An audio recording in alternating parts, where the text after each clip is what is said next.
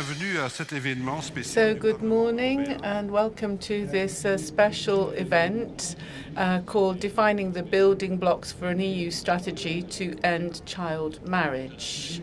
This is a topic which is of great importance to me and one on which the European Parliament is mobilising its efforts. I'm the rapporteur on a new resolution which will be voted on in July.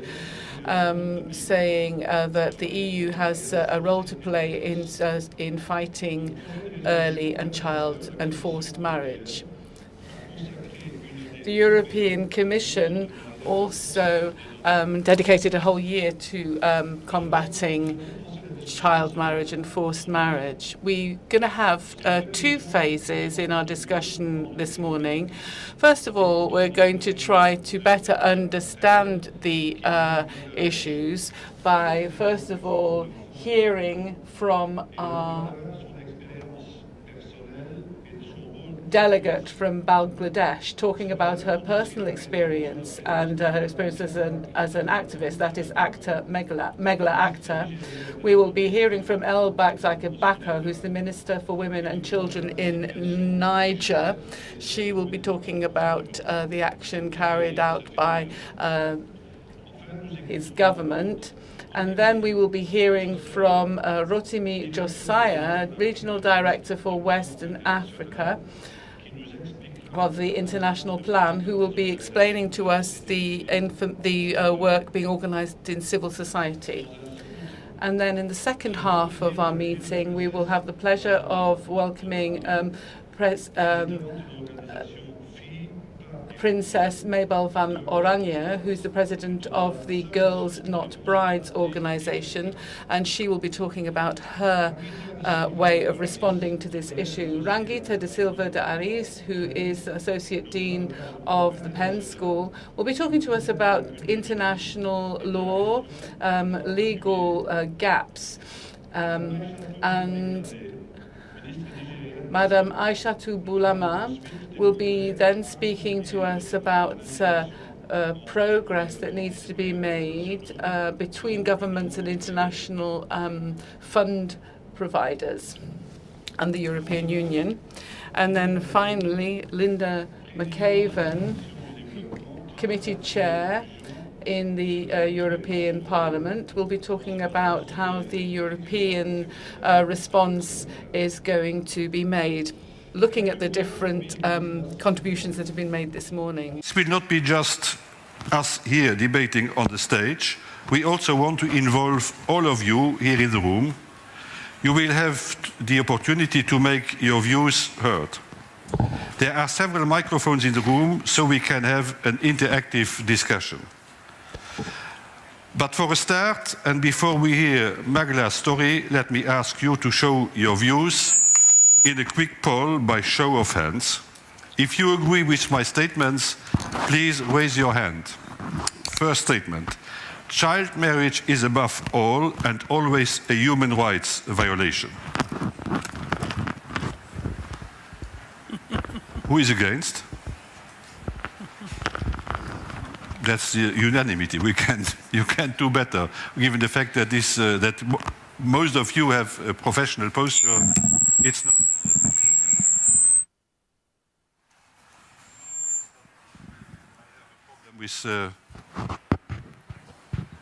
S'il vous plaît, ça va? Is it working now? J'ai dit que le fait que vous. I was saying the fact that you are mostly all professionals working on this issue, it's not surprising to see that we have unanimity on that, an agreement, so we can't improve that. Cooperation can make a real difference to end child marriage. Raise your hand if you agree. Mm-hmm. As we say at plenary level in the Parliament, it's the same majority. Child marriage, third statement. Child marriage impacts on development in many ways and affects sustainable development goals other than SDG 5. Who agrees? Well, that's also quite unanimity. Thank you. Now let's get started. Megla Akhter, who have come here all the way from Bangladesh. We are very happy to have you with us to tell us about your story, how you became an activist against child marriage. You have the floor.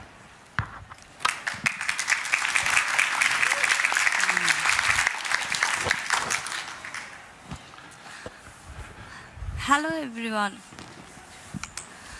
I'm Megla from Bangladesh. Last week I turned 18 years old. I'm a member of Child and Youth Forum of Bangladesh World Vision.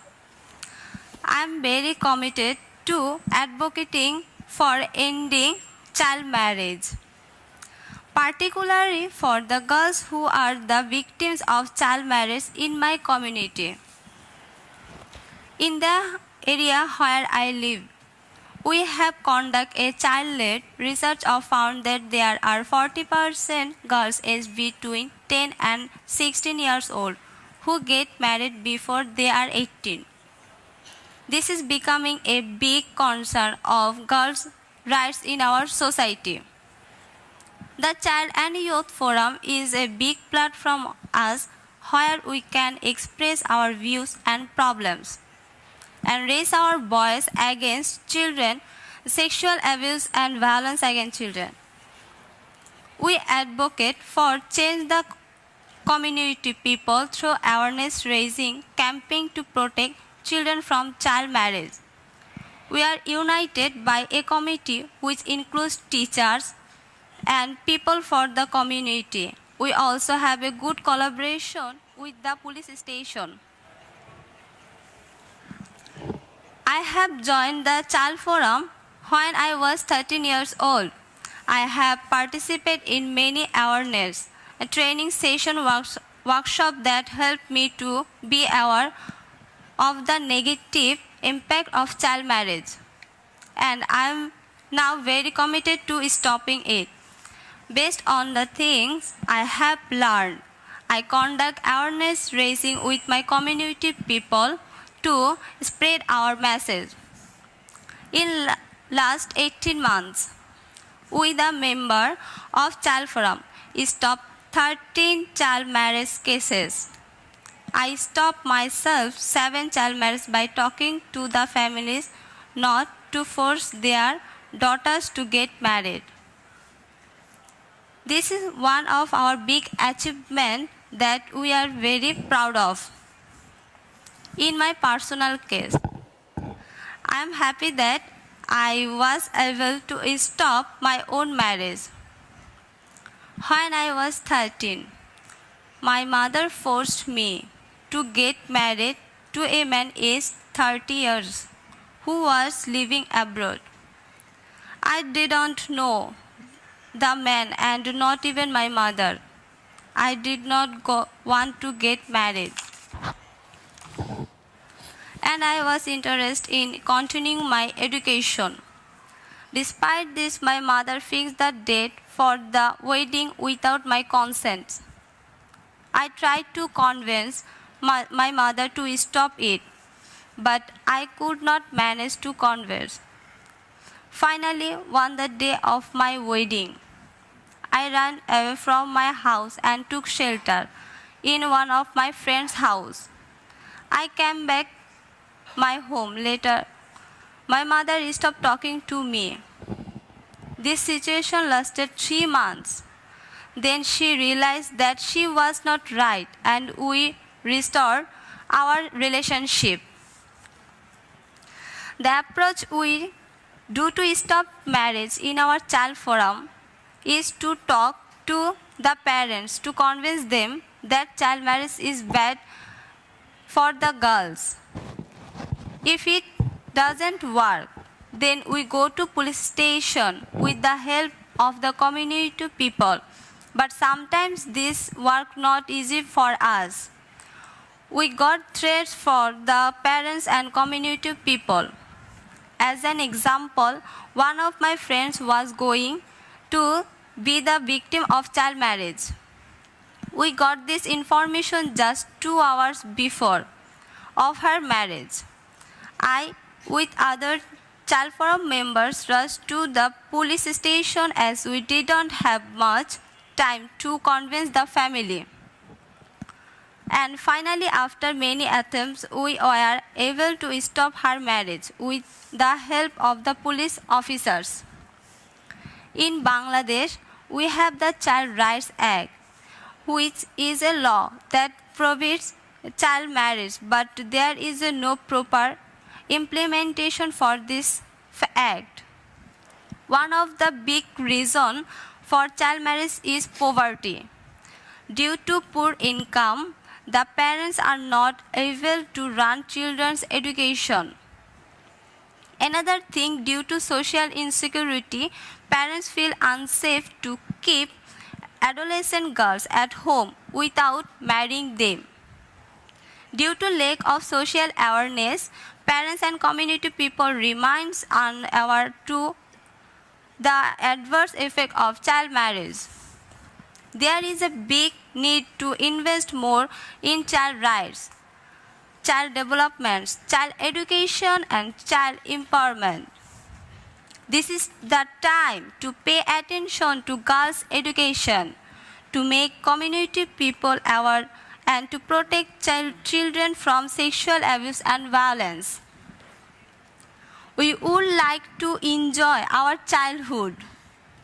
We would like to see our society where no girls will be the victim of any abuse and child marriage. We want to live our lives with freedom. Thank you all for listening to me.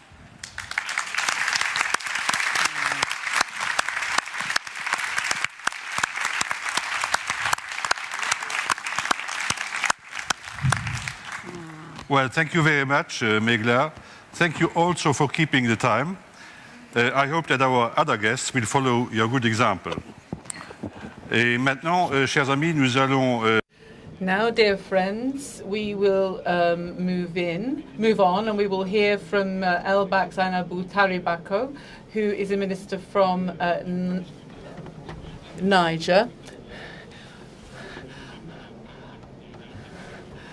I was amazed earlier on when I saw her. I hadn't seen her for 15 years, and she's barely changed in all of that time. So that's a compliment that only works once. When I said I wouldn't have recognized you. So there's a very high level of child marriage in Niger. 3 out of 4 girls marry before their 18th birthday. So, madam, how do you explain this phenomenon? Can you explain what your government is doing to reduce the practice? Madam, you have the floor. Hello, and good morning, everybody.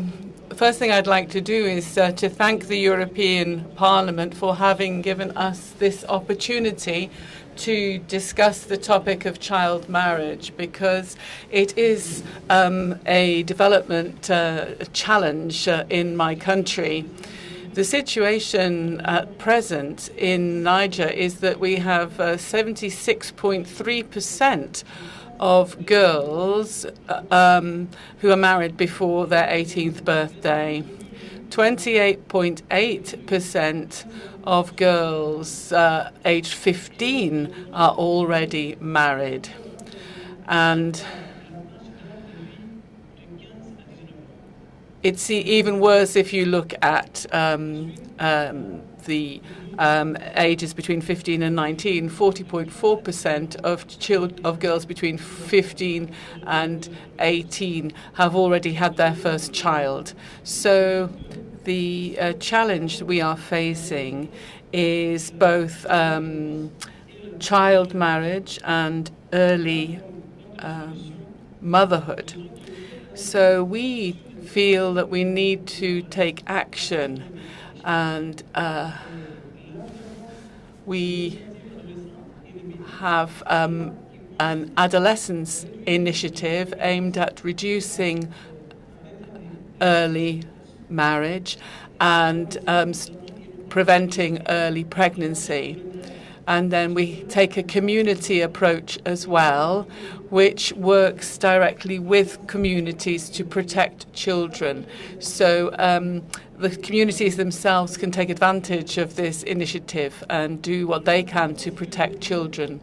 We also have some legislation which was adopted to support girls in school. So this needs to be made more widespread, and we need to make sure it is enforced, so that at the moment we want a spotlight to be shone on this issue. So we need to place it center stage and make sure that we can eliminate harmful practices, in particular child marriage. So just to give you an idea about what we've been doing, we've got a short film, 2 minutes long, and we're going to take a look at this film now, if we can. So this film is the report of 2 girls who managed to escape child marriage thanks to the initiatives that we have implemented. So if we're ready now for the film, let's see. Here we are.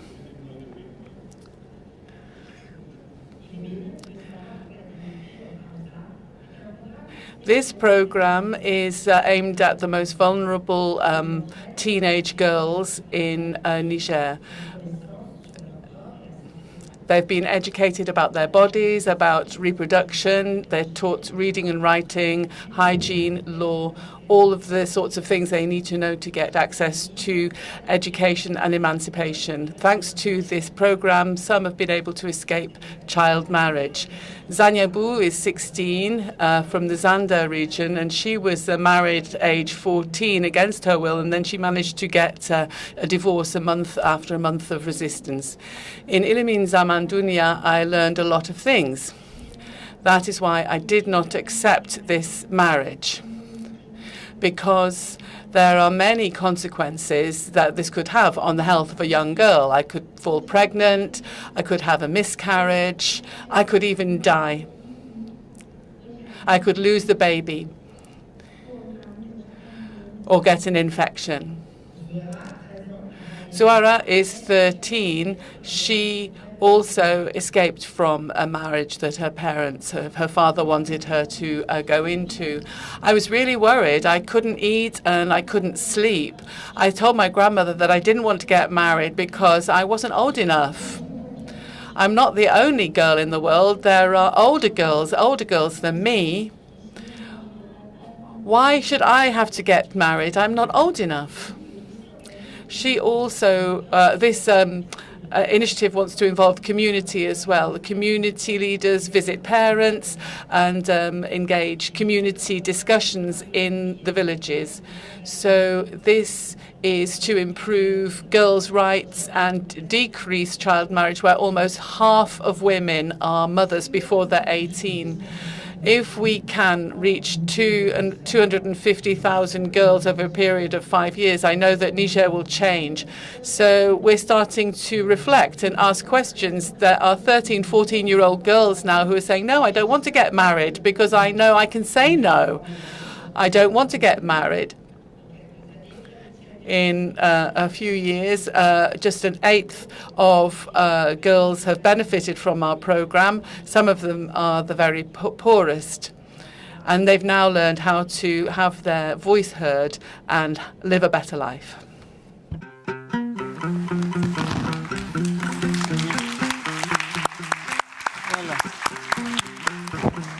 Merci à la salle. Voilà le drame.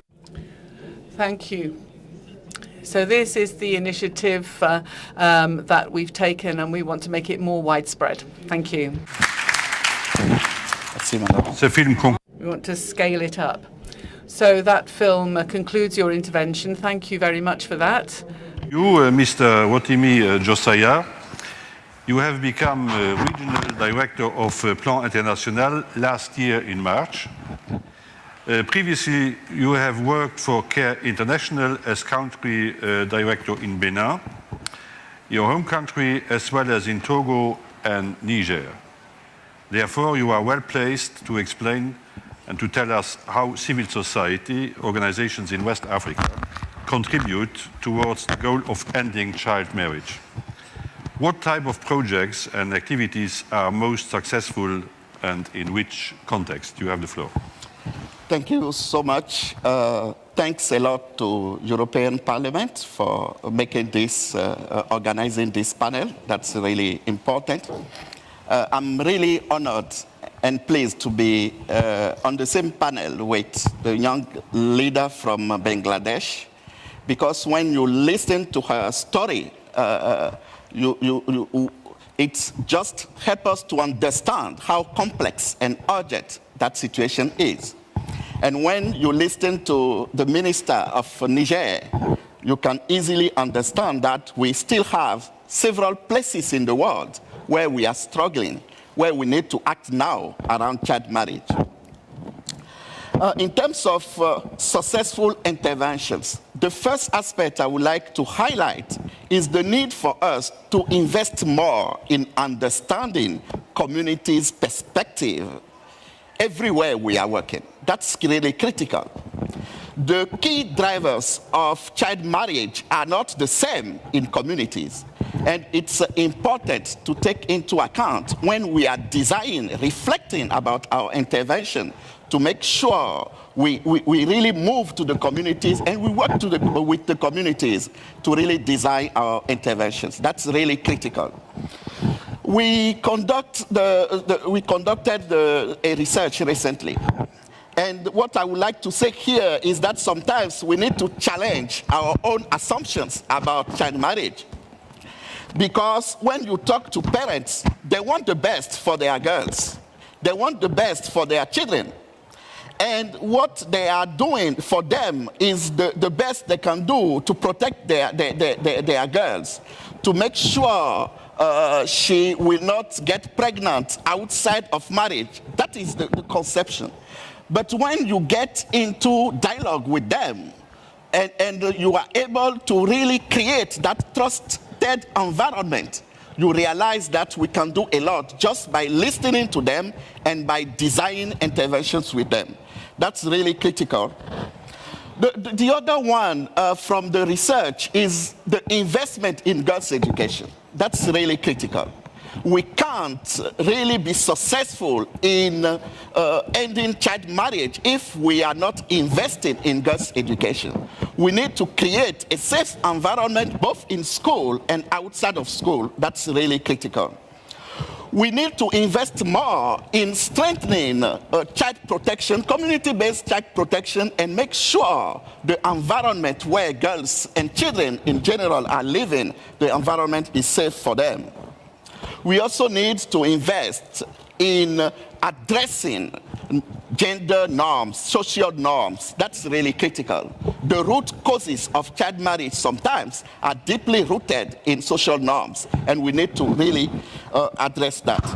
The other aspect I would like to highlight is the overall justice system.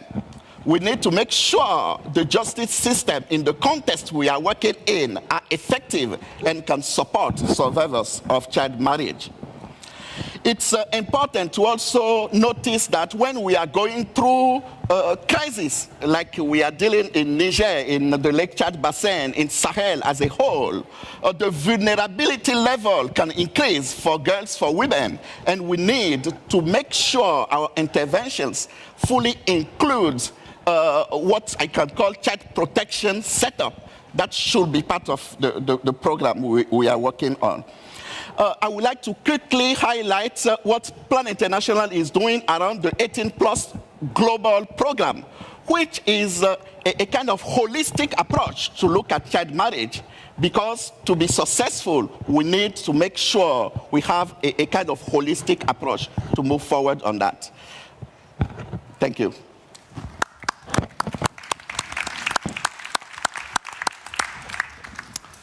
Thank you, Rotimi. This was a very interesting statement. Now we turn to you, who are here with us in this room. A couple of rules. When you get the microphone, tell us first who you are. Second, please keep it short for everybody's sake, so we can take several of you. no more than 1 minute, and then you hand on the microphone. We will have another round of open mics later. So there will be a second chance. We now take 4 statements or questions. Please raise your hand. 1.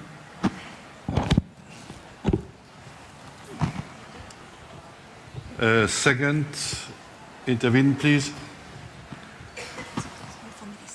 Yes. Thank you very much. My name is Agnes and I'm from Uganda. I was married over the age of 15, but thank God I moved out of that marriage. And my question goes to the Minister of Adolescence. My question is, how are you getting the community to come together and listen to you about ending violence against children, especially child marriage? And then the girls who are divorcing, because the boys demand for their cows or dowry they paid to be returned back. What are you doing about that? Who is paying back the dowry? And how are you handling that case? Then on the budget allocation in your ministry, how are you working upon the budget so that it is enough money is allocated for that department? Thank you very much.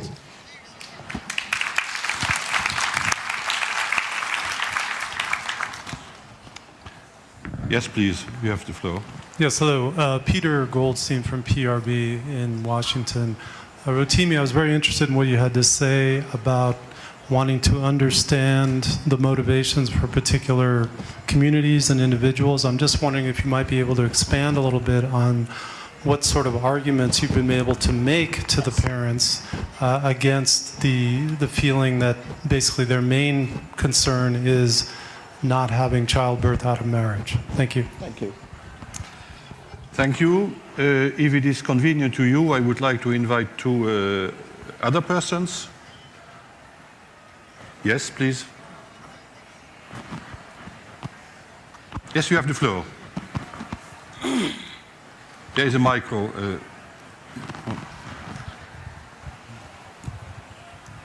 So the young lady from Bangladesh touched on this about the legal aspect of child marriage, and I was wondering if maybe the other speakers could also touch on their experience, how they've been able to work with changes in legality and how policy could help with that. Thank you. Second question. The floor is yours. Here in the first première rangée.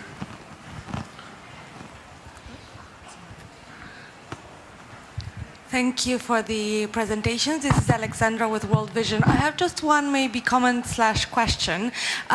You have been touching upon different aspects of child marriage, but we don't need to forget the fact that reintegration actually of former child brides into the society can also be very difficult for them and their mental health. So I was wondering, what can you tell a little bit more about how we provide the psychosocial support to that?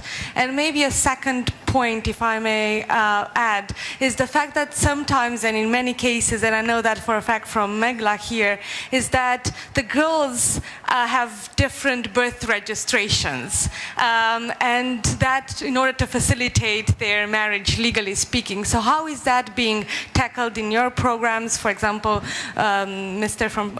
Director from Plan, but also maybe Megla could also share, as well as the Minister as well. Thank you.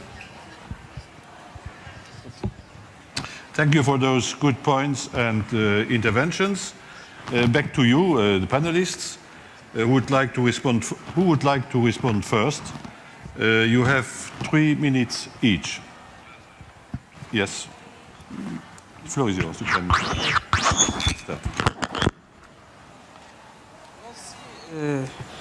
Je voudrais souligner. What I would like to emphasize is that the first 2 questions that were asked who talked about the definition of the community approach. Well, the community approach that we're taking at the moment to help children is about bringing the whole community in a village together and to question any given child marriage and ask for a change in behavior. So commitment is taken on there by all of the religious leaders, the cultural leaders, the women themselves, the mothers and their children. So this is the community approach. We bring everyone together in a village and provide a support for the community. The authorities, sociologists, psychologists are there to support the community and the local people. So that is the approach we're taking, and it works because people then talk about protection of children, and there are parents who decide to cancel weddings that they had been planning. So this is the approach we're taking, and we want to see it in a much wider scale because it's always reaping good results. Then the second question was about how to support girls who have become brides. Some of them get divorced. That can happen. They manage to get away from the marriage, early divorce. And we need to look after those girls and set up structures to support them. And we have this Illimine Adolescence program that puts girls together in a group, say about 100 of them, and they're given a lot of support and help, and they are taught all of these values about how to live in dignity and give them all the education that they need. Because there are girls today asking to be able to go to school because many of them have gone back to school, and over 500 girls have walked out of marriages thanks to this initiative. So that's my response to those questions. Thank you. Thank you. Okay. Thanks a lot for the questions. As I mentioned before, we need to think about holistic package to successfully address end child marriage. I mentioned the program called 18+. We have several other programs. One of them is the Champions of Change, for example, where you have several components like birth registration, like sexual and reproductive health and rights aspect, because that's also critical to be able to successfully address child marriage issues. We also need to make sure government, they commit to make sure we have the appropriate laws, and those laws are fully enforced in each of the countries. That's really critical for us. And we need to also make sure people are working together. It's not only one actor who will be able to address the issue we are talking about. It should be a collaborative approach to be able to address that aspect. And young men and women work is critical. They are the one affected by what is happening, and they can play a critical role, especially in community dialogues, to make sure their parents, when they want the best for their girls, they need to listen to them and make sure we design the successful interventions to get to the best. Because we also have role models in communities. And for me, it's critical to make sure the voices of those affected, the voices are heard.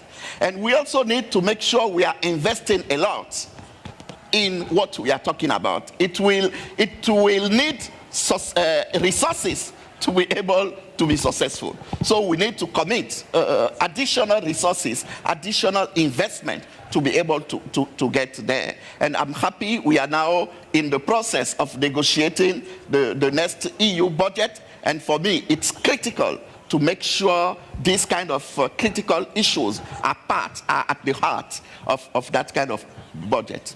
Thank you.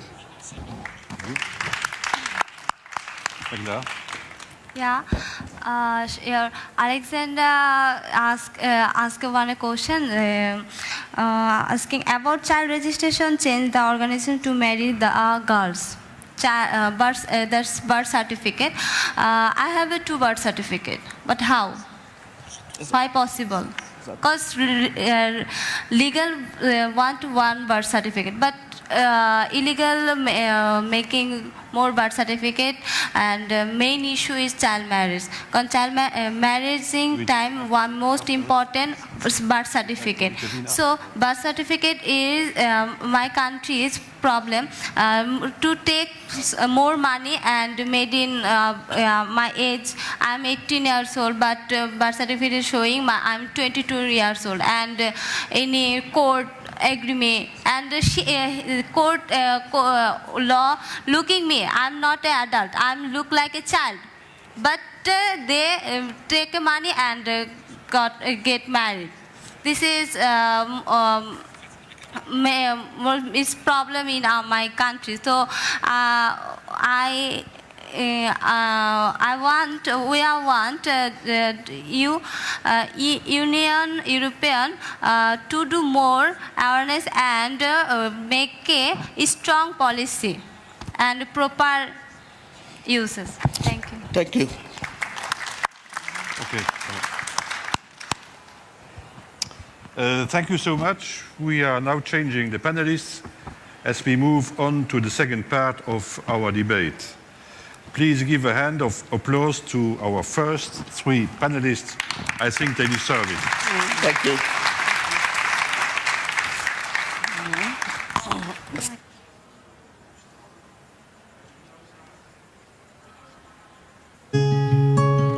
They wanted to marry me when I was 10 years.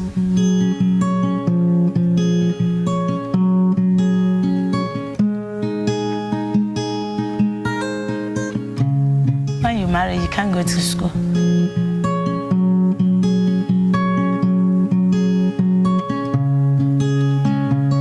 So my parents, they used to suffer and get for us to eat. So they came to a time that they said I should leave the school because they don't have anything to look at me. The man I was supposed to marry, he has wife, she already married. The man was having 5 children, and some were older than me, but because when I went there, I was small, but the children was bigger than me. I was just crying. I was just thinking that my life has ended like that. So I just realized I have to run from them. If I didn't run, they would spoil my life.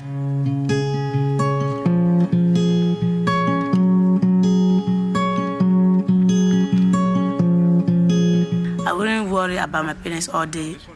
I wouldn't say they are wrong what they did because of the poverty and the ignorance too. They were unable to look at me. So I just said, God should forgive them. My sister, they all got married. My brothers, they all got married. So I'm last born to who is going to school. My age mate, even some are married. I'm even surprised. And you would be sorry to see them. It's not good for you to marry at this tender age. When you marry this, the consequence of it is not good. When girls are very young and they are to give birth, they always suffer. Because they are not at their age. Means income. What does end mean? Ends are aims, objectives, wants. Yeah, I just want to go to my school. So that's the basic thing I want in my life. I want to be a midwife so that I can help the pregnancy woman to be delivering their children successfully. When I'm older, I'll marry. I would like to marry and will give birth. I also form a family.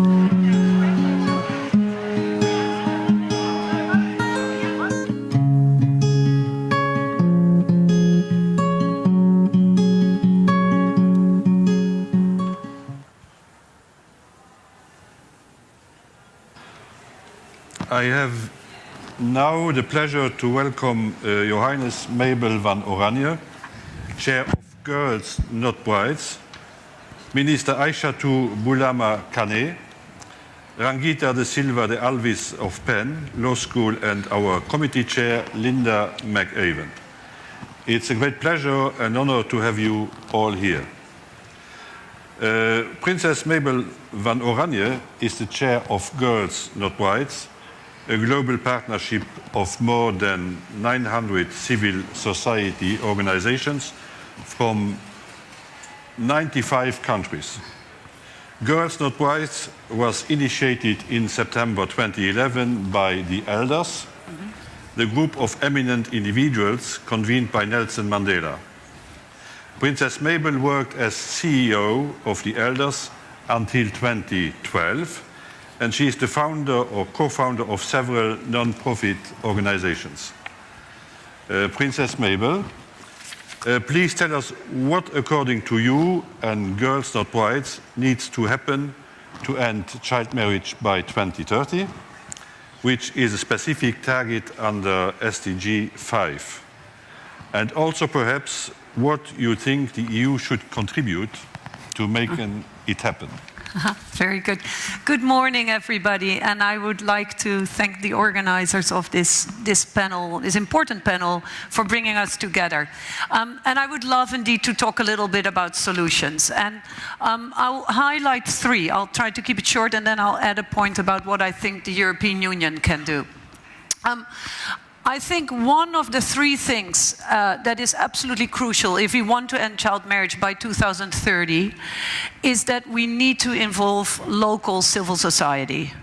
As you said, Mr. Chair, Girls Not Brides is a partnership of civil society organizations from all over the world that work together to end child marriage. And we do that by raising awareness, not just about the issue of child marriage, but also about the solutions. We do that, secondly, by advocating for more political will and more commitment, also financial commitments, to end child marriage at a global level, at a national level, and at a local level. And we do that by learning about what works, but also by being brutally honest about what doesn't work. Because, you know, this is a fairly young sector. The fact that child marriage is getting so much attention wasn't normal. I mean, 10 years ago, barely anybody would talk about the issue of child marriage. Now, what we realized is that you need to work together, civil society all over the world. And it is ultimately, as our friends from PLAN were saying in the previous panel, it is ultimately local organizations that really understand what is driving child marriage on the ground and who hold the power to change it. Is it the parents? Is it the local religious leaders, the local traditional leaders? And so unless we empower local organizations, we will never end child marriage. My second point is that we need to really work together, because by just empowering local organizations, we'll never get there. This is an issue that is so complex and is kind of playing out on so many levels that we all can and we all must contribute. So civil society has a crucial role to play, and not just local organizations, but also international organizations like PLAN, like World Vision. But they can't do it alone. Governments are crucial. If we don't have government country by country on our side, this is not going to work. The United Nations, especially UNICEF, UNFPA and UN Women, are playing a crucial role. But then think about fathers, think about religious leaders, think about local traditional leaders. They all have a role to play. And we all know as human beings how hard it is to work together. But I think what we're also doing here is something quite historic. We are actually showing, for example, in a place like Nigeria, that UN agencies, Niger, I'm so sorry, that UN agencies and the government and civil society, by coming together, we can actually make a difference. And my third point is that we need a holistic approach. We can't just look at this through the lens of this is a child marriage issue. We can't just look at this through the issue of this is an education issue, because we all know if there are no schools where girls can go to, it's much harder to stop child marriage. We can't look at this just from the sexual reproductive health and rights issue. But we know that as long as girls are not educated about how you get pregnant and don't know how to stop pregnancy, they might end up in child marriage as well. We also have to look at this through the lens of violence, which under the Spotlight initiative is so well being done by the European Union and the UN right now. And this again is something that we humans can find quite complex, you know, looking at it in multifaceted way. But ultimately it's about the girl. And if we don't look at the adolescent girl who might become the victim of child marriage in a holistic way and make sure that she gets all the services that she needs, education, health, etc., we have a real problem and we're not going to make it. Now, really quickly, what should the EU do? Well, I applaud the fact that the European Parliament is taking the lead in a resolution on setting out a vision for ending child marriage. I know that the European Commission over the last years has been doing small things that maybe didn't always get a lot of attention, including a contribution to the joint program of the UN, including some humanitarian support for ending child marriage in humanitarian context. But what I think is really great is that with this initiative, I hope that child marriage is going to be center of future European Union initiatives to support adolescent girls. Because if we don't end child marriage, we can't make progress on any of these other issues that are so important for adolescent girls. And that means not just that the European Union should put the policies in place, but as you said very wisely, sir, it also means that we need to put our money where our mouth is. And that means that European contributions should go to the issue of ending child marriage as well. And I think the timing is perfect as we're negotiating a new budget from 2021 to 2027. So I think we're all set to go. Let's just do it. Let's make sure that girls can be girls and not brides.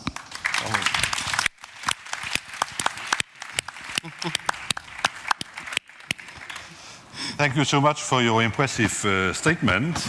And the time has come to invite Mrs. Juanita de Silva de Alves.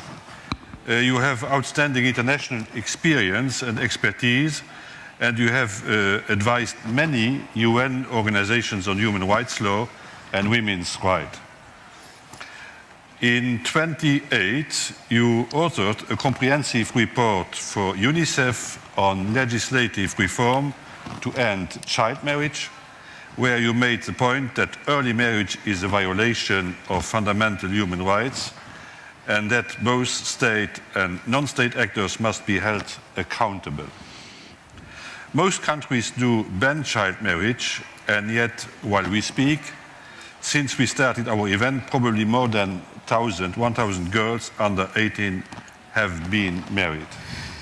What I would like to ask you is, how can we make sure that the law is interpreted consistently and that it is actually applied? The floor is yours. Thank you, Minister, and thank you, Princess, for that impassioned call to action. It is one that inspires all of us as a global community to take action. And thank you, Minister, for convening us, but also for introducing this important motion for a European Parliamentary resolution on ending child marriage. And I'm going to be very concrete about unpacking this resolution in ways that hopefully will provide further recommendations to improve this resolution. But before I do that, I want to pick up on something that Ms. Akhtar from Bangladesh presented earlier in the day when she talked about the ways in which she has 2 birth registration forms. And what that shows is the way in which the law itself is violated even when the law is reformed. But my conversation today is going to focus on the ways in which the law itself legitimizes and is complicit in enabling and aiding and abetting child marriage. So first of all, I want to share with you some testimony from the Bangladesh National Women Lawyers Association, which is in the front lines of addressing child marriage. This is from a real-life testimony. When the Qazi, the marriage registrar, saw that my daughter's age on her birth certificate said that she was 13, he took the registration form to the local government chairman and got it changed to 18. And then he conducted the marriage. My family paid 100 taka, $1.30 to the chairman to change the birth certificate. So that is how cheap our girls' lives are. So in terms of the law, and the ways in which the law itself aids and abets, I want to share with you some laws that are on the books in the 21st century. And I want to stress the 21st century because when you read the law, you might think that this is something from an arcane historic age. So this is the Djibouti Civil Code, Article 14. The marriage of minors who have not reached the age of legal majority is subject to the consent of their guardians. In case of refusal of the guardians and persistence of the 2 future spouses, the marriage can be authorized by the judge. In Gabon, the Civil Code, Part 1, Article 203 says, the man before the age of 18, the woman before the age of 15 cannot contract a marriage. Nevertheless, the President of the Republic or the President of the Supreme Court may grant waivers for serious reasons. And then finally, from Bangladesh, the country from which Ms. Akhtar hails, in 2017, under the leadership of Sheikh Hasina, changed the laws, changed the marriage laws to enforce harsher punishments for the perpetrators of child marriage. However, it rolled back some of the most significant provisions, which I, in my terms, call one step forward, two steps back, by introducing a provision that is called, in the interest of the child, there could be special exceptions made for early marriage. So despite the fact that the age of marriage was raised to 18, there are special provisions that are introduced in the law itself that allows, enables, and abets child marriage, and which is termed in the interest of the child. This is a clear co-optation of the Convention on the Rights of the Child's sacred and fundamental principle that the best interest of the child is in the best interest of the child. And child marriage is not in the best interest of the child. So that co-optation, that hijacking of the sacred principle to sanctify a law that allows for a loophole or an exception is a clear violation of international human rights principles. And as you stated earlier, Minister, there was a unanimous show of hands. This is first and foremost a fundamental human rights issue. But it's also a fundamental development and economic and health rights issue. And that is why now I want to go into your motion for a European Parliament resolution and the external strategy against early and forced marriages. You quite rightly invoke the whole constellation of international norms that prohibit child marriage. And I think this year is especially auspicious because you invoke first and foremost the Universal Declaration of Human Rights. And as you know, we are celebrating the 70th anniversary of the Universal Declaration of Human Rights. So we need to make that a target, that in this 70th year, during this watershed year, we need to take all steps to end child marriage. You also talk about Article 16 of the Convention on the Elimination of All Forms of Discrimination Against Women, which goes to the very heart of child marriage, which is family law provisions. And I've spent my whole career examining the family laws that discriminate women, discriminate against women, and control and regulate the status of women in their families, which then impacts women's public life. But I would urge you, Minister, to include Article 5 of the CEDAW too, because Article 5 of the CEDAW calls for addressing traditional and customary practices which violate women's rights. So as many of us here know, and as was discussed earlier in the day, even when laws change, there are customs and traditions that militate against the impact of those laws, the implementation of those laws. Because most of the constitutions, most of the civil codes allow for customary laws that then enable child marriage despite the raising of the age of marriage. So if you're serious about this, you need to make sure that all forms of traditional practices that violate women's and girls' rights need to be addressed clearly, and that needs to be in the preamble of your resolution. You also speak of, very clearly, calls all member states to be consistent to include a ban on early and forced marriage in their legislation. And as you see, many of the laws, many of the legal regulations prohibit child marriage.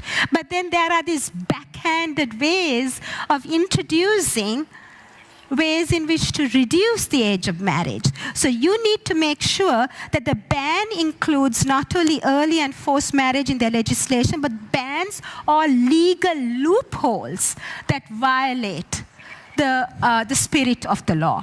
So those are some of the very specific recommendations that I would make to you. And I would like to end by saying and stressing once again that the law itself is just a beginning. And the implementation of the law and the implementation of the spirit of the law in terms of banning not just child marriage, but as the princess says, the whole holistic nature of issues that then are the causes and the consequences of child marriage.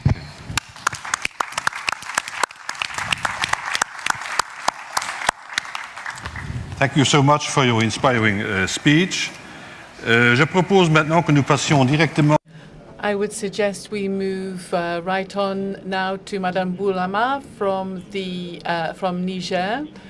She's been a minister since 2016, and she was a former foreign minister.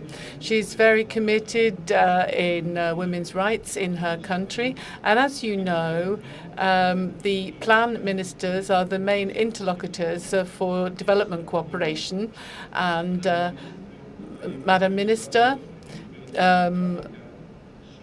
do you think that African governments and donors are sufficiently committed in combating child marriage? What could they do better? What more could they do? You have the floor, madam. Thank you very much, my friend. Thank you. We have actually known each other for quite a long time.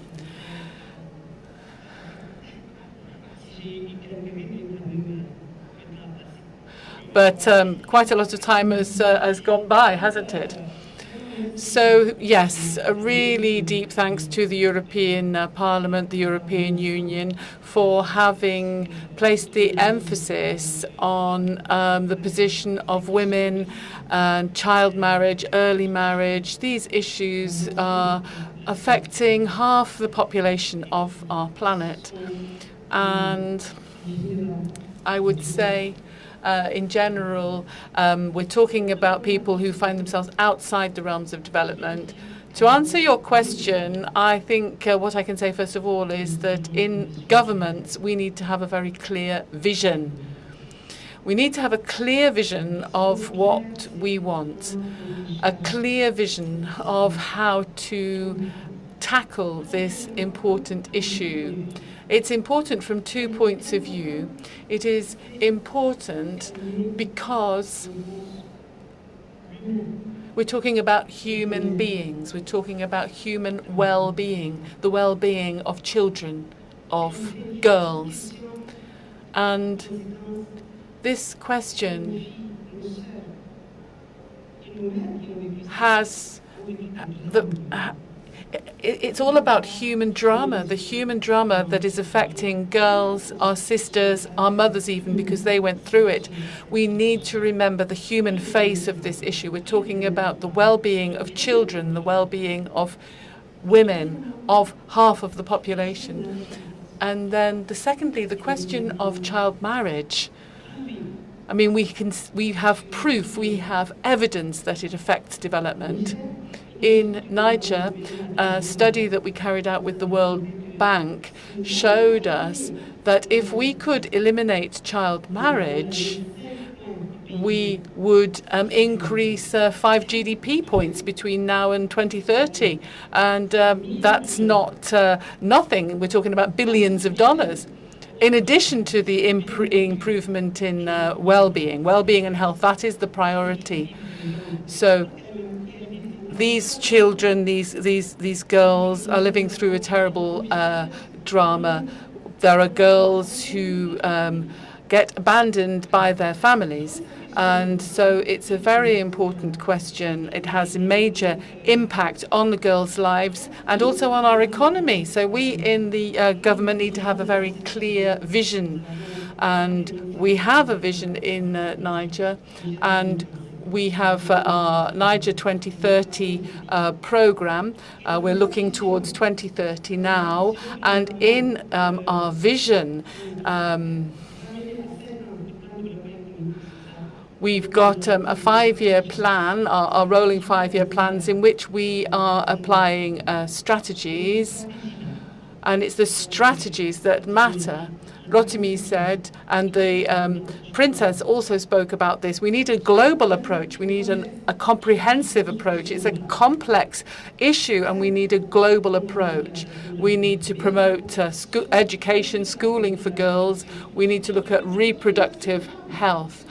We need to look at the economic reality of women, mothers, future mothers. So we need this global overall approach, comprehensive approach, and we need to have the actors, the players who will implement it. So we need to create the conditions for a change in consciousness, a change in behavior.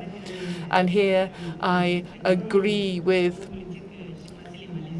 a major Malaysian politician, I think. He said that it's development is political and social, but it's also mental. It's in awareness. It's in consciousness. There has to be a change in the mindset that will lead to a change in behavior.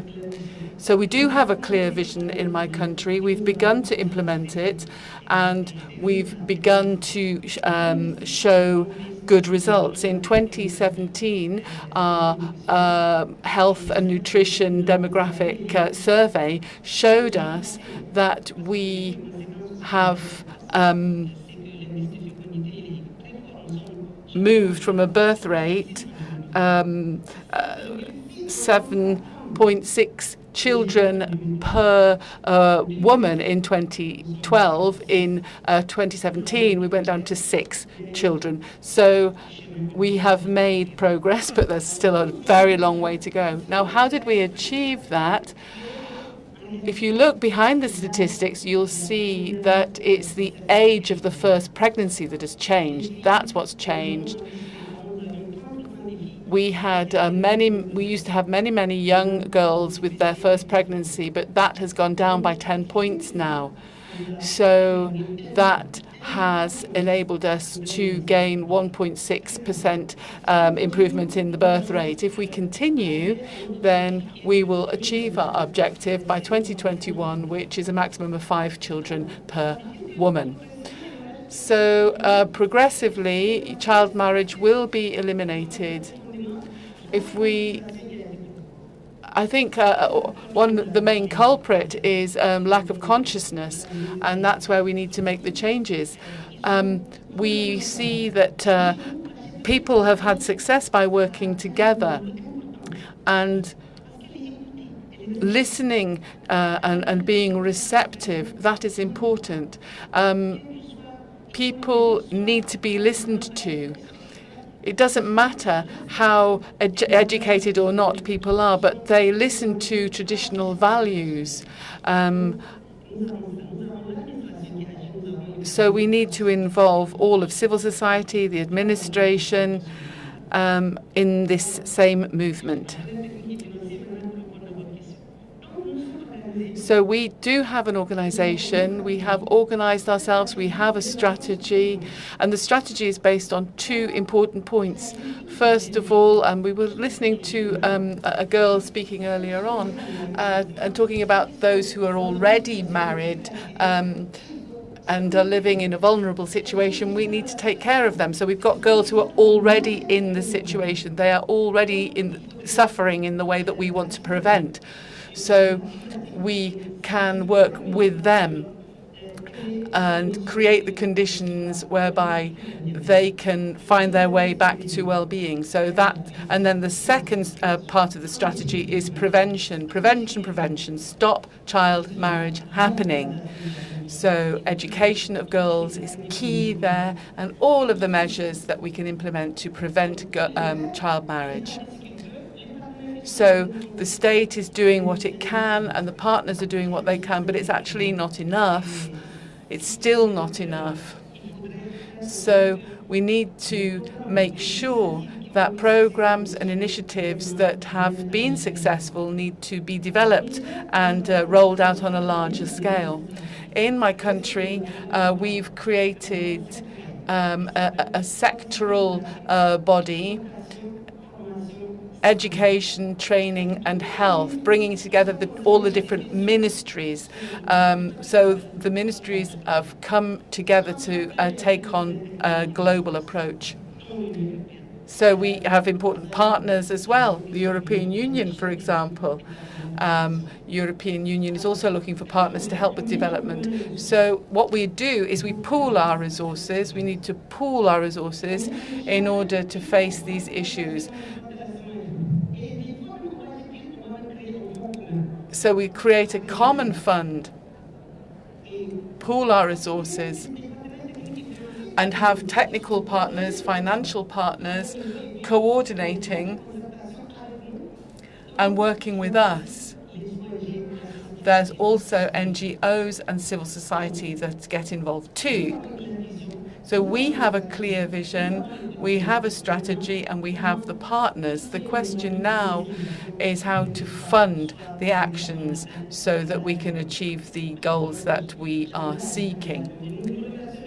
So we're very grateful to the European Union for the Spotlight initiative. So thank you very much. This is a great opportunity to make sure that we can put into practice and implement the support of the EU, which is already funding schooling for girls, etc. I don't want to speak for too long, but it's true that the technical and financial partners that we already have are working together with us.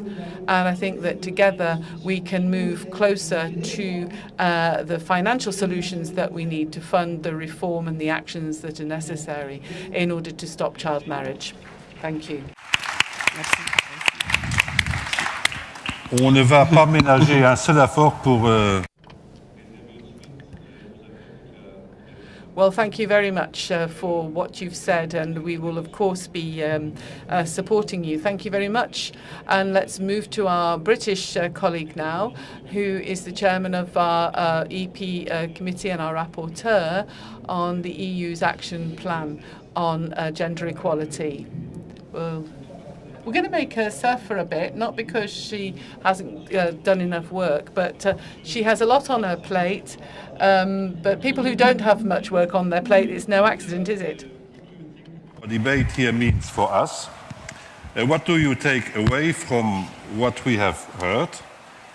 Can we take action, for instance, when looking at the future EU instrument for development cooperation?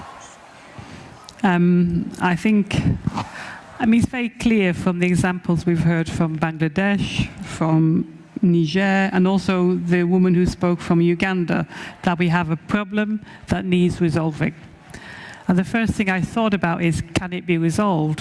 And of course the answer is yes, because I thought about my own family. My great-grandmother was 16 when she got married.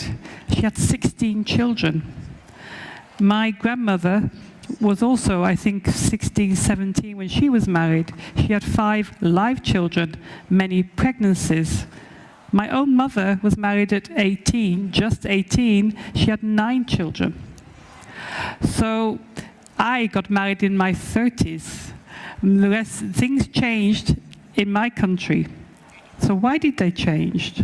They changed because, as the princess said, society changed. Yes, there was a women's movement which changed in that time.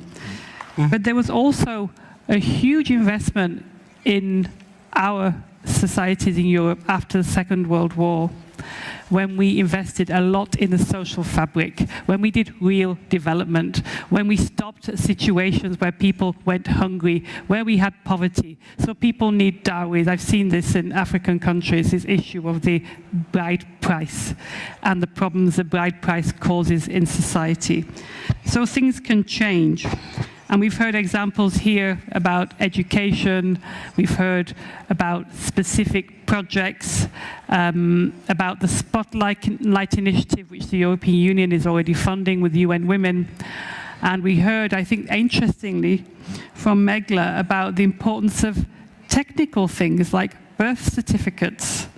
And in fact, the Plataforma organization of local government and development, we just gave an award for a French town, which is twinning with a town, I think it might be even in Niger, where they're doing birth certificate registrations, because if we digitize birth certificates, we could end the falsification of birth certificates.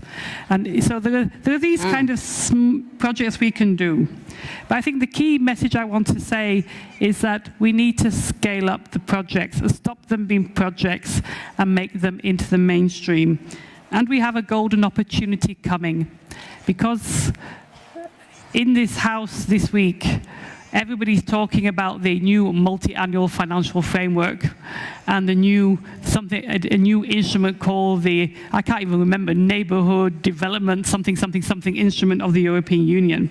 But what these are is the EU is planning the 7 years it's spending from 2021 to 2027, end of 2027. In other words, it's planning how it will spend its money in the crucial years in the run-up to 2030, when we should deliver the Sustainable Development Goals. Next Tuesday, the European Commission will adopt a proposal for a new funding plans for all our external actions, including all our development funding. And we need to make sure that child marriage issues supporting holistically women and girls are a big part of that funding. I've been in several meetings like this in the last 2 days. I've been in one about supporting women in agriculture. One is supporting women's access to finance. Time and time again, we hear all the warm words, how without women and girls, we can't transform our societies. That when we invest in women, as Madame the Minister said, we actually are better for the economy. And now we have a chance to do that. So the EU needs to put the money on the table and make sure the money goes into the right things. An MFF for women and girls, as well as to deliver the SDGs. But we also need, because the way the EU spends its money is through partnership with developing countries. And of course, they choose the priorities which go into the programs. And so we also need to make sure that to convince the work on the ground that this is important, so our partners identify it as important when they make the ask for the national indicative programs. Charles Goins is leading this work on child marriage, so this will mean it will have a higher political profile. I only wish more of my colleagues could meet Megla and the other young women who have spoken today. One of my first trips to Africa, I went to the fistula hospital in Addis Ababa. And to be honest, I'd never heard of a fistula. I didn't know what it was. And I arrived at the hospital in Addis Ababa, and there was a queue of girls, teenage girls, all down the street. And then there was what I thought was running water alongside them. But all these young women were incontinent because they had been married young, they had given birth young, and they were too small, and they had developed a fistula, and they had become permanently incontinent. And as Madame the Minister said, this means they're isolated from their communities, they find it difficult to remarry. This, friends, has no place in the 21st century. It's a problem we had in my society a long time ago. This is not necessary, and I think it's our responsibility as politicians now to do something about it, and we have the opportunity. It is one of the Sustainable Development Goals, and let's make sure by 2030 we eliminate this problem. Thank you very much.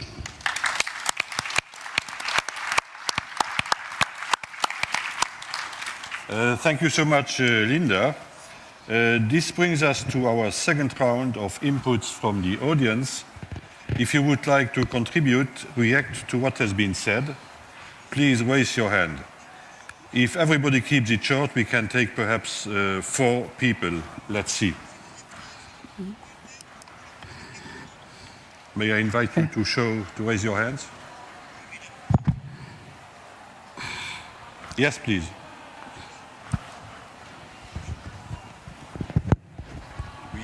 Bonjour, donc je voudrais tout simplement.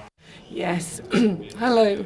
I'm the ambassador of the European Union in Niger, and I work with the minister and the chair of the committee. Thank you very much. It's been very interesting to hear all the contributions from the panel. I think the example of Niger is a very interesting one. We've heard stories from Niger, and it's been great, really, to hear about the stories, to hear about the methods that are being used, that are being proposed. And I'd also like to say that Niger is the country with the highest birth rate in the world. And the Madam Minister told us that the tide is turning now. And I wanted to insist that it's not a fatality. The EP committee chairwoman has said that her mother had a large number of children as well. It was the same in Europe just a few years ago. So back in the 1960s, Niger had the same birth rate. And religion is not an obstacle. We know that Muslim countries, a lot of Muslim countries have begun a major demographic change. And I think that with the support for birth certificates, I mean, I'm very proud of the European Union for also funding a modernization project in there. To help with the computerization of the birth register, etc., and helping to combat false documentation and that sort of thing. So it was wonderful to hear the news, and I just want to congratulate you on your achievements. Thank you very much. Thank you, Excellency. So let me take another 3 questions. In the 3rd row there's a lady who's put her hand up. Bon, on va vous prendre en 3e position. Okay. I'm from Norwegian Church Age, and we work on child marriage as one of the important components of our gender-based violence program. And I wanted to just share our experience from Pakistan. In one province, there was legislation passed that kind of banned child marriage, till 18, even customary law, everything. But us working with religious leaders through mosques, through churches, through mandirs, had a huge multiplier effect, because when the communities heard that it's a law, like it's a crime and they could be taken to jail, that was scary. But what helped convince them was when religious arguments were used. So I think when we are having this discussion, it's really important that FBOs should be part of the conversation and part of the action. That's all. Thank you. Thank you. Voilà. Hi everyone, my name's Jade and I'm from SB Overseas. Excuse my shaking voice, I get a bit nervous sometimes. So firstly, what I wanted to say is thank you so much for the interesting discussion, it was brilliant. What I want to bring to attention that I've noticed hasn't been on the panels is the rise of child marriage in refugee camps. We work in Lebanon, and one thing we have noticed from our work on the ground is the amount of girls in our schools who are affected by this. And you can see from prior to the conflict in Syria, it wasn't something that wasn't uncommon, it was about 13%. But now figures are showing, taking into account informal marriages, that approximately 1 in 2 girls are affected in Lebanon now who are Syrian refugees. So it's something I just want to put on the agenda. And I want to say thank you to Linda McCallan, she's been a long-term supporter of us, so thank you very much. Thank you. Last question from the lady on the last place in this room. Given the fact that we are a little bit short in time, we have to limit ourselves to 2 minutes after questions. Je vous remercie aussi. Well, I'd like to thank you for giving me the floor, and I'd like to thank all of the speakers for all that they've shared. It's been very, very fruitful. I'd just like to draw your attention to the fact that the phenomenon of child marriage, well, I don't know if we could call it child marriage, but it's a question of perception. It's girl marriage. It's not all children that are getting married. Boys aren't getting married. We're talking about girls being married before they are mature enough to get married. So I think we need to draw that distinction because it's a perception that is being made. It's the girls who are sacrificing their childhood to these marriages. And the problem is that the action taken on this issue tends to be targeted, although it is linked with many, many other factors. It is linked to the overall development of the country as a whole. And it's also linked to the role of women in society. I'm from Morocco, so I can talk about that being true in my own country. So the problem of what we do in the future to find effective and relevant solutions to this type of problem is linked, as I see it, to the governance, the way the actions are run. I think states need to be aware of what is needed and what they're doing, and it's a problem of human rights. It's an issue of human rights, and what is civil society going to do? What will the local community leaders be doing if they have organizations? What will the elected representatives be doing, etc., etc.? In terms of results, that is what is missing. We need to know who is doing what, who will stand accountable. And within this entire operation, we need to be aware of the role being played by everybody, and particularly government's roles in upholding the rights of their girls. Thank you very much. I'd now like to ask the participants in our panel to respond to those questions. You are all very well qualified to answer all of the points.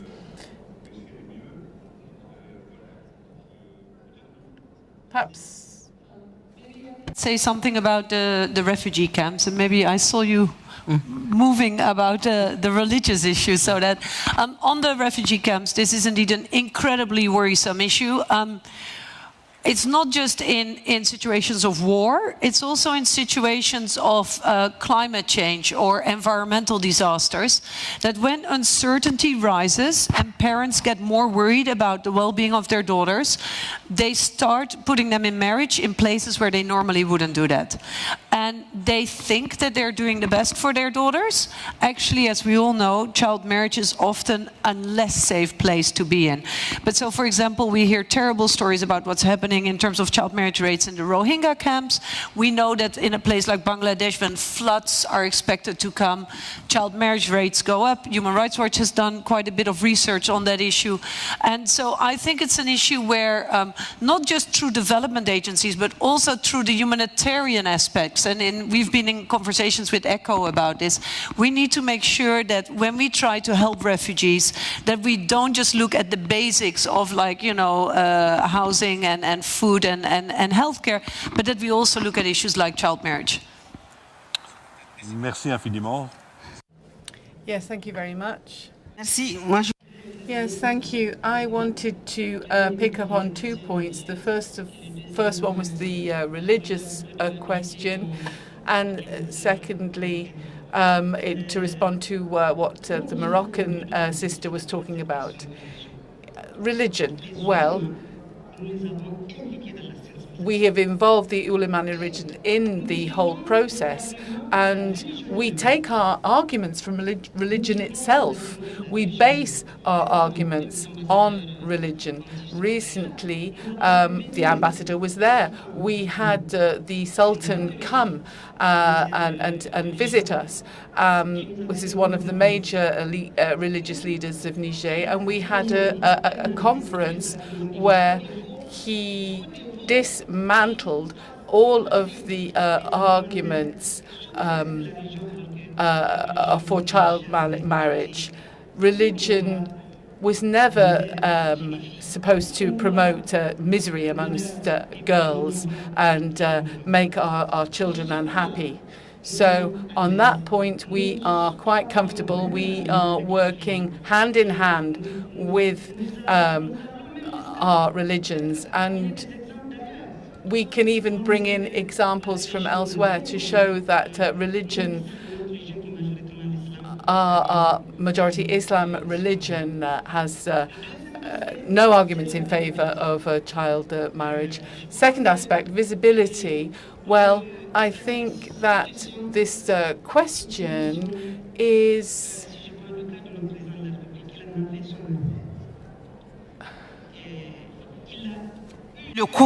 our president has had the courage of speaking about this problem.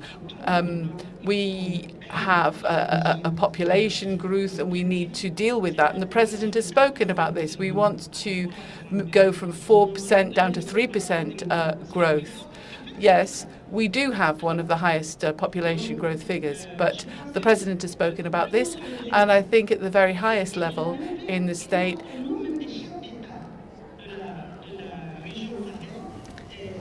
he's spoken about this with the heads of state in the whole Sahel region, because the call was put out for us to do something because so that demographic change can happen.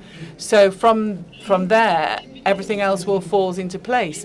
Members of parliament are responsible, mothers are responsible, traditional chiefs who have a role to play in their community are responsible, communities are responsible. So we need to see this at every level. The government is responsible and must define strategies which are going to work at every level by creating the conditions that are needed.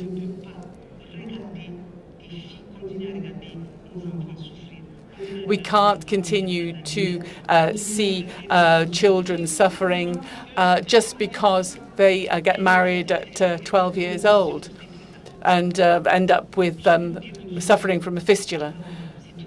You will be surprised to hear what I'm going to say now. Did you know that there are some regions in Niger where women are grandmothers at the age of 30? They become a grandmother at 30 years old.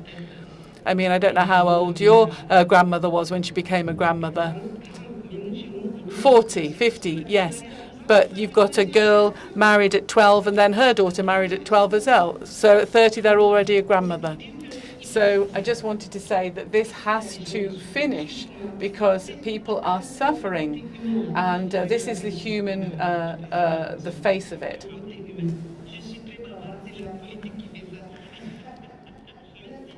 Je vais venir au Parlement européen dire le reste. Merci. No, maybe just I want to just talk about who is responsible. I think political responsibility, leadership, and I think we've heard from Niger a strong message here. And I've met this week two wonderful ministers from Niger. This morning we had two members of parliament from Niger in our committee with the ambassador on Monday.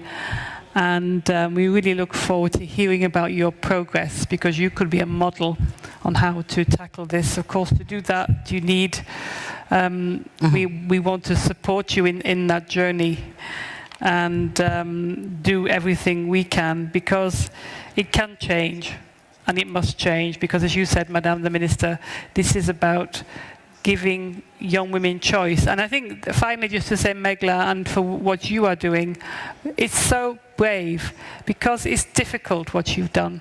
It's difficult to disagree with your parents when they're not doing it for bad reasons. They think they do their best for you, and that's a hard journey and it's difficult. But I think I'm so pleased that we've had you speak here today and with the work you're doing, and just to say congratulations.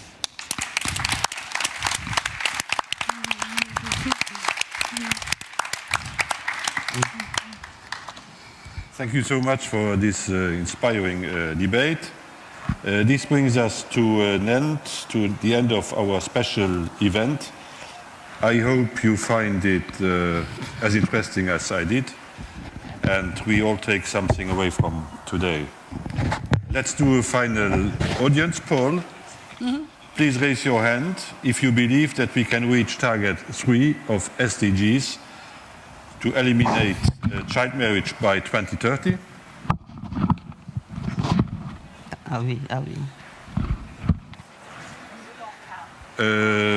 The opposite? No, it's the same majority as at the beginning of our conference.